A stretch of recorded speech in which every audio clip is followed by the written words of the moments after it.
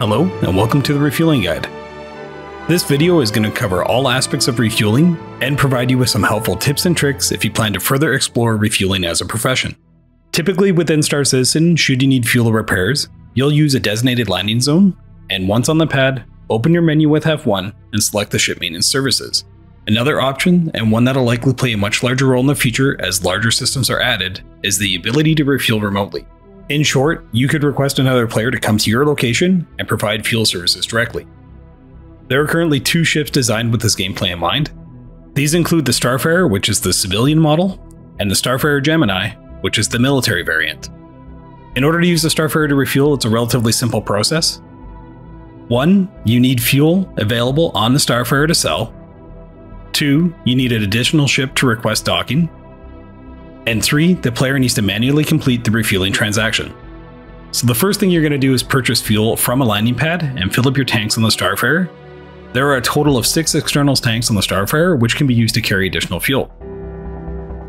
Quantum fuel is much more expensive, and its primary use is to go from planet to planet or moon to moon. Hydrogen fuel is the other option and is used for all other aspects of flight within the game.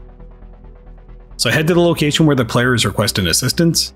The easiest way currently in game to do this is to have that player invite you to a party. Once in range, extend the boom of your ship by using either the terminal on the bridge or the other terminal located in the aft section of your ship on the catwalk above your fuel tanks. Have the other player request docking. This can be done by targeting the fueling ship and selecting the N button. From the fuel interface, select which tanks are to be used, then open the valve and control the flow rate. Once complete, either you or the other player can end the docking session.